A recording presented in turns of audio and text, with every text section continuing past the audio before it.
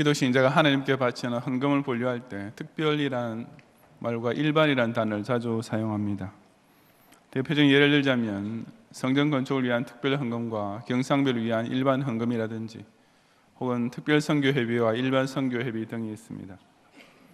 여기서 특별 헌금은 두말할 것 없이 보통과 아주 다른 경우에 바치는 것이고, 일반 헌금은 물론 별다른 일이 없는 보통의 경우에 바치는 것입니다. 그렇다면 감사헌금을 바치게 된 이유 중에 아주 특별한 감사 제목과 아주 가장 일반적인 감사 제목을 찾는다면 무엇이 되겠습니까? 우리는 이 질문에 대한 대답을 구약의 훌륭한 대선자 다니엘의 모범을 통해 발견할 수 있습니다. 다니엘서 전체를 통해 다니엘이 하나님께 감사했다는 말이 2번 나오는데 그것이 바로 오늘 본문의 구절들입니다. 물론 그가 하나님께 감사드린 때에 셀 수 없이 많았겠지만 그 중에서도 이 2 사건만 성경에 기록된 것은 그 감사들이 각각 결코 범상치 않은 실로 돋보이는 것이었기 때문입니다. 오늘 우리는 2017년의 추수감사절을 맞이하게 되었습니다. 비록 이 하루가 기도 신자에게 1년 중 가장 크고 특별한 감사의 날로 주어져 있긴 하지만 우리의 감사 생활에 이런 감사절을 한 번 지키는 것으로 끝나서는 물론 안 될 일입니다. 왜냐하면 성도에게는 언제 어디서든지 절대로 잊어서는 안 될 지극히 소중한 특별 감사 제목과 함께 어떤 상황에서도 항상 적용되는 아주 커다란 일반적인 감사 제목이 있기 때문입니다. 이 시간 저는 본문을 통해 참되고 신실한 기도 신자라면 절로 공감하고 반드시 기억해야 할 그 2가지 감사 제목이 과연 무엇인지를 여러분과 함께 상고해 보고자 합니다. 첫째로 하나님께서 살아계신다는 사실이 성도에게는 최고의 특별 감사 제목입니다. 2장 19절부터 23절까지 함께 봉독하겠습니다. 이에 이 은밀한 것이 밤의 환상으로 다니엘에게 나타나 보이매 다니엘이 하늘에 계신 하나님을 찬송하니라. 다니엘이 말해 이르되 영원부터 영원까지 하나님의 이름을 찬송할 것은 지혜와 능력이 그에게 있음이로다. 그는 때와 계절을 바꾸시며 왕들을 피하시고 왕들을 세우시며 지혜자에게 지혜를 주시고 총명한 자에게 지식을 주시는도다. 그는 깊고 은밀한 일을 나타내시고 어두운 데에 있는 것을 아시며 또 빛이 그와 함께 있도다. 나의 조상들의 하나님이여 주께서 이제 내게 지혜와 능력을 주시고 우리가 주께 구한 것을 내게 알게 하셨사오니 내가 주께 감사하고 주를 찬양하나이다. 고 주께서 왕의 그 일을 내게 보이셨나이다 하니라. 아멘. 이 사건은 바벨론 왕 느부갓네살이 저 유명한 큰 신상의 꿈을 꾸었을 때 생긴 것입니다. 그 꿈을 꾸고 깨어난 느부갓네살은 자기가 꾸었던 꿈의 뜻은커녕 그 꿈 자체가 어떤 것이었는지조차 기억이 나지 않게 되자 완전히 멘붕에 빠졌습니다. 왜냐하면 바벨론 고문서의 한 구절에 만일 사람이 자기가 꾼 꿈을 기억하지 못한다면 그는 신으로부터 노염을 사고 있는 자다라고 기록되어 있듯이 그것은 자신에게 아주 불길한 징조였기 때문입니다. 그처럼 자신의 망각에 대해 깊은 불안 정세에 빠지게 된 느부갓네살은 곧 박수와 술객과 점쟁이와 갈대아 술사들을 불렀습니다.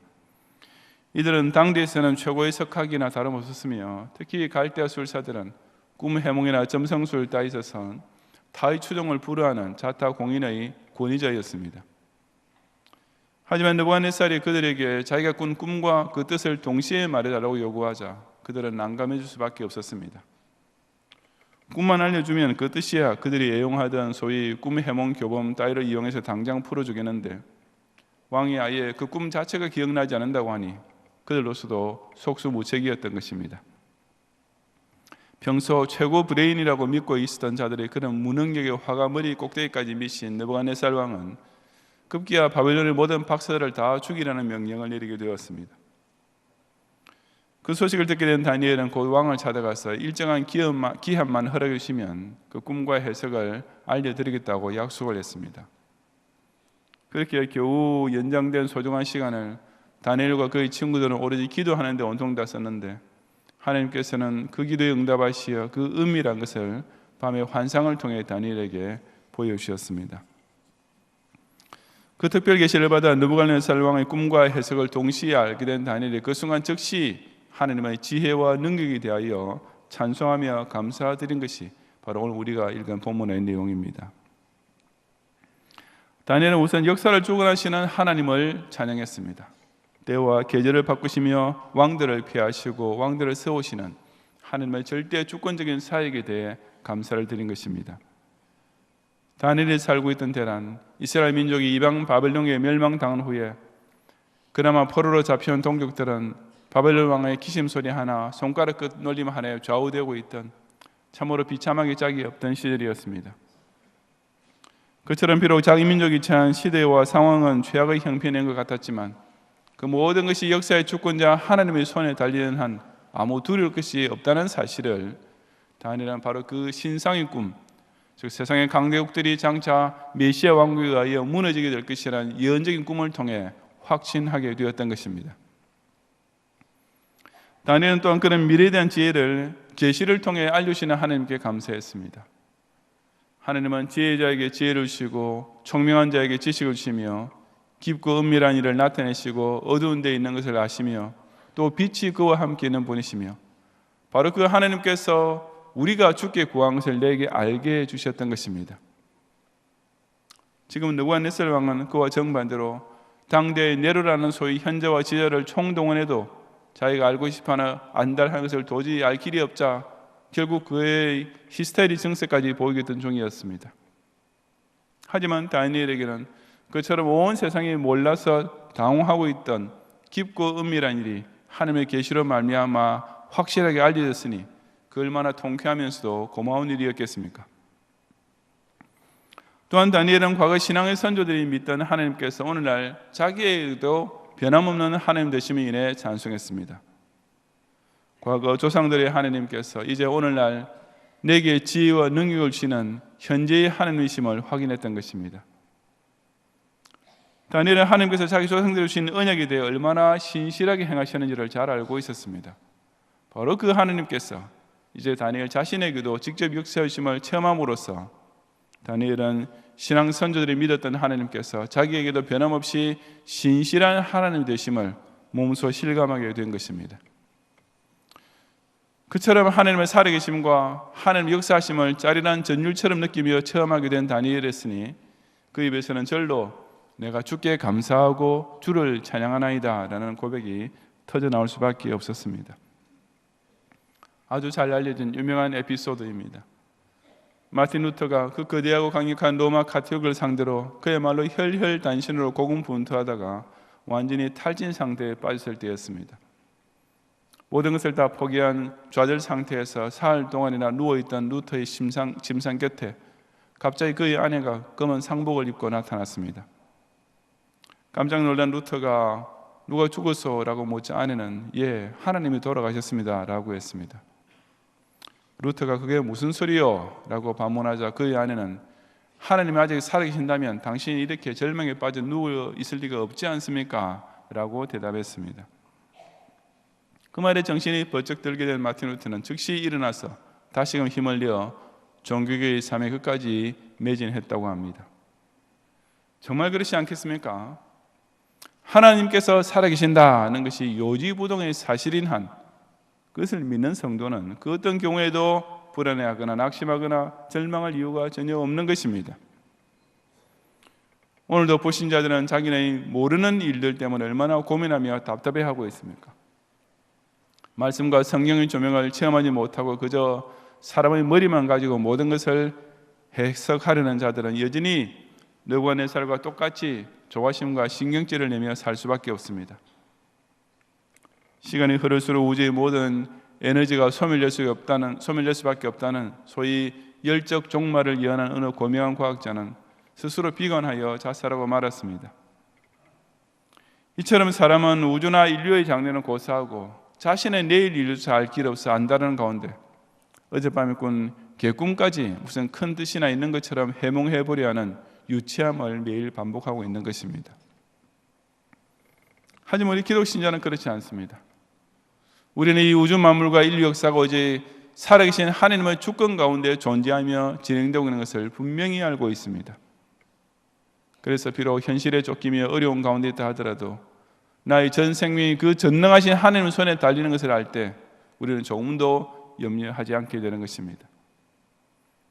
또한 우리는 그 하나님께서 계시해 주신 성경을 통해 사사건건 인도를 받고 있습니다. 전 세계 저명한 학자들은 몽땅 다 동원한다 하더라도 결코 알 길이 없었던 실로 깊고도 은밀한 지혜와 지식을 저 여러분은 바로 이 성경 말씀을 통해 완전히 통달하고 있는 것입니다. 그뿐 아니라 우리는 열조의 하나님이 바로 내 하나님이 되심을 순간순간마다 체험하며 살고 있습니다. 교회사의 과거를 통해 종교개혁자 선배들과 순교자 선교들과 함께 하신 하나님께서 지금도 나와 동행해 주시는 임마누엘이 되심을 깨닫게 될 때 우리의 입술에서도 절로 찬양이 터져나오게 되는 것입니다. 하나님께서 엄연히 살아계시며 그 절대 주권자께서 당신의 지혜와 능력으로 우리와 여전히 함께 하시고 계신다는 사실이야말로 모든 기독 신자에게 최고의 특별 감사 제목인 것을 꼭 명심하는 성도들이 되시기를 바랍니다. 둘째로, 감사할 이유가 없어 보이는 범사조차 성도에게는 최대의 일반 감사 제목이 됩니다. 6장 5절 이하 10절까지 함께 봉독하겠습니다. 그들이 이르되 이 다니엘은 그 하나님의 율법에서 근거를 찾지 못하면 그를 고발할 수 없으리라 하고, 이에 총리들과 고관들이 모여 왕에게 나아가서 그에게 말하되 다리오 왕이여 만수무강하옵소서.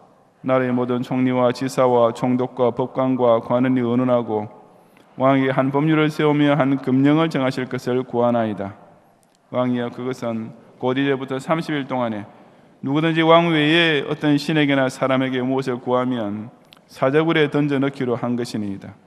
그런즉 왕이여, 원하건대 금령을 세우시고 그 조세의 왕의 도장을 찍어 메대와 바사의 고치지 아니하는 규례를 따라 그것을 다시 고치지 못하게 하옵소서 하며, 이에 다리오 왕이 조세의 왕의 도장을 찍어 금령을 내니라. 다니엘이 조세의 왕의 도장이 찍힌 것을 알고도 자기 집에 돌아가서는 윗방에 올라가 예루살렘으로 향한 창문을 열고 전에 하던 대로 하루 3번씩 무릎을 꿇고 기도하며 그의 하나님께 감사하였더라. 아멘. 바벨론 제국이 망하고 바사 제국이 세운 이후에도 다니엘은 유능한 중신으로 다리오 왕의 총애를 받고 있었습니다. 그뿐 아니라 그의 돋보이는 업무 수행 능력으로 인해 그의 즉위는 서열 제1위 총리의 자리까지 오르게 되었습니다. 이런 다니엘의 출세를 시기한 다른 총리들과 방백들은 그를 모함하여 끌어낼 궁리를 하게 됩니다. 하지만 아무리 눈 씻고 찾아보아도 적어도 공인으로서의 다니엘로부터는 아무 근거, 아무 허물 한 가지도 고소할 거리를 찾지 못한 그들은 결국 다니엘이 하나님을 섬기는 신자라는 사실에서 뭔가 트집거리를 만드는 것 외에는 다른 아무 수가 없다는 결론에 이르렀습니다. 그리고 그들이 세운 계책은 실로 완전 무결했습니다. 그들은 의도적으로 다리오 왕을 죽게 세우면서 이제부터 30일 동안에 누구든지 왕 외에 어떤 신에게나 사람에게 무엇을 구하면 사자굴에 던져 넣기로 할 것을 다리오에게 건의했던 것입니다. 이 말은 다리오 왕 자신을 신의 위치로 승격시켜 주는 것과 같은 의미였으므로 다리오는 그런 제2의 이면에 자기의 총애하는 신하 다니엘의 목숨이 걸려있다는 사실은 꿈에도 생각하지 못하고 그 법령을 승인해 버렸습니다. 일단 그 조세에 정식으로 의인이 찍히면 그야말로 메대와 바사의 고치지 아니하는 규례, 즉 왕 자신이라 할지라도 그것을 다시는 고치지 못하게 되는 실로 개정 불가의 법이 되는 것이었습니다. 바산의 법 건의에 대한 의식은 당시 다리우스 4세가 어떤 사람에게 사형 언도를 내린 직후에 그 사람의 무죄가 밝혀지고 왕 자신도 스스로의 판결에 대해 크게 후회하며 잘못을 인정했지만 결국 사형 그 자체는 집행되고 말았을 정도로 절대적이었습니다. 그러므로 이제 다니엘의 대적들이 보기에 그의 운명은 바사 왕이라 할지라도 구해줄 길이 없는 실로 도관에 든 쥐의 꼴처럼 보였을 것이 틀림없습니다. 하지만 그런 막다른 골목 같은 상황에서 다니엘은 어떻게 했습니까? 그는 이 조세의 왕의 도장이 찍힌 것을 알고도 자기에게 죽음을 가져다 줄 행동을 태연하게 반복했는데 바로 자기 집에 돌아가서는 윗방에 올라가 예루살렘으로 향한 창문을 열고 기도한 것입니다. 그래서 솔로몬이 성전을 지으면서 어디에 있든지 이전이 있는 곳을 바라보며 기도하는 자의 소원을 들으십사 하고 강구했던 바를 따라 행하던 이스라엘 백성의 관습이었습니다. 하지만 예루살렘 쪽을 향해 기도하더라도 창문을 닫아놓고 할 수도 있었을 텐데 다니엘은 대적들이 예의주시하고 있음을 뻔히 알면서도 마치 보란 듯이 창을 열어 젖혀놓고 기도한 것입니다. 그는 또한 전에 하던 대로 하루 3번씩 기도를 드렸습니다. 기도는 다니엘에게 있어서는 삼시세끼 밥을 먹는 것과 마찬가지로 결코 빼놓을 수 없는 습관으로 비어 있었기 때문입니다. 주변 상황이 어떻게 돌아가더라도 기도만큼은 그저 자동적으로 정한 시간에 하도록 되어 있는 것이 다니엘에게 있어서는 마치 필수적인 생리작용과 같았던 것입니다. 그리고 더욱 놀라운 것은 그가 무릎을 꿇고 기도하며 그의 하나님께 감사했다는 사실입니다.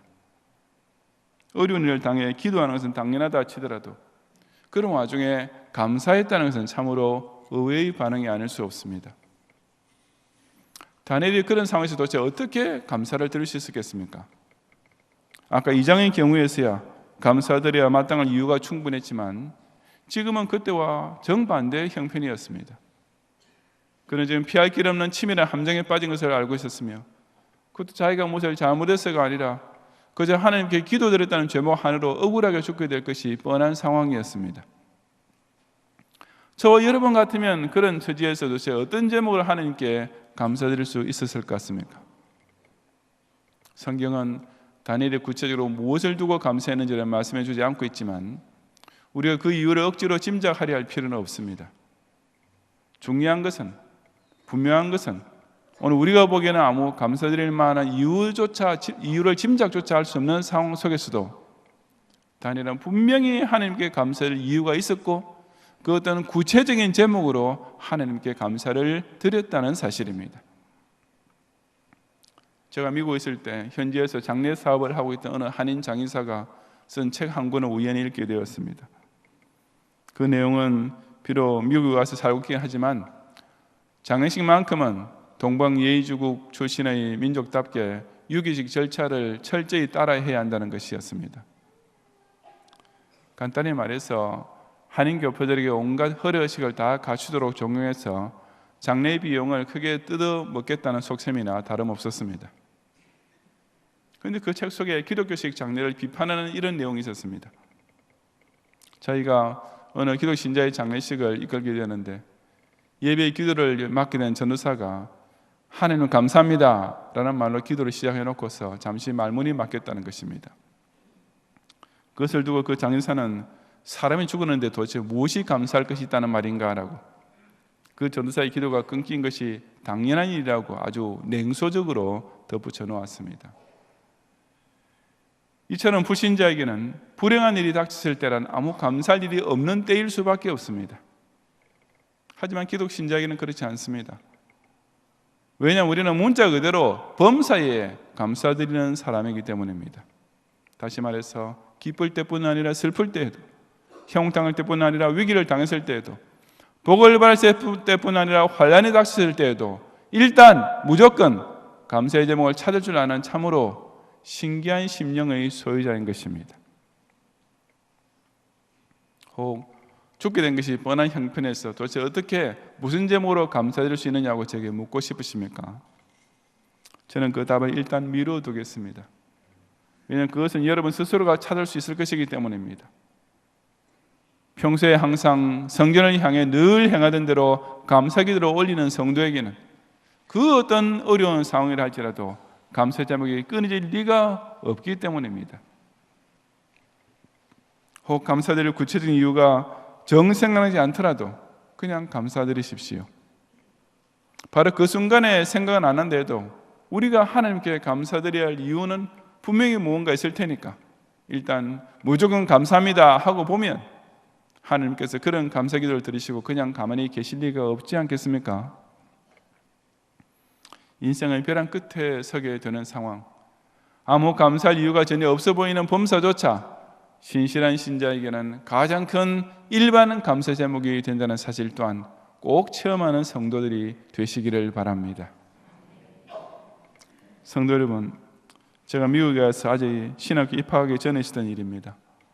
처가집 생활 3개월 후에 독립하고 신혼살림을 꾸리기 위해 세탁소에서 파트타임으로 일을 하게 되는데 차가 없었기 때문에 자전거로 출퇴근했습니다.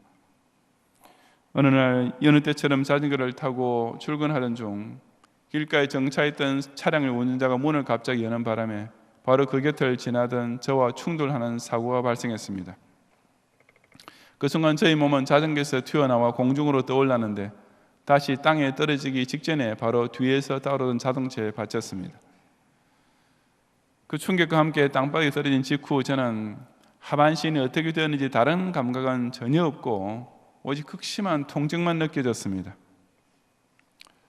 그 대신에 상반신은 손을 오물락조물 해보고 이렇게 꼼지락꼼지락 해보니까 그래도 정상적인 기능을 발휘하면서 다 제대로 붙어있다는 그런 느낌이 들었습니다. 바로 그 순간 제 입에서 하나님 감사합니다.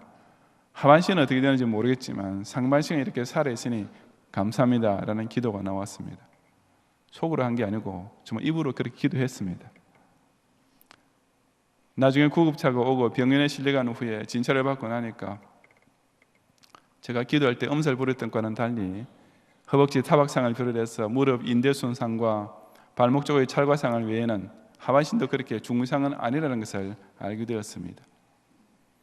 아마 하나님께서 제가 그 와중에도 일단 감사부터 드린 것을 곱게 봐주셨기 때문인지 모르겠지만 돌이켜볼 때마다 아찔한 그 큰 사고에도 불구하고 저희 생명을 안전하게 지키신 하나님께 지금 이 순간도 여전히 감사할 따름입니다.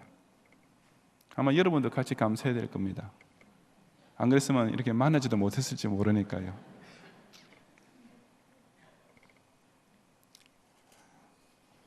실로 저와 여러분에게 감사란 언제 무슨 일을 당하더라도 그야말로 자동적이며 즉각적이 되어야 마땅하지 않겠습니까?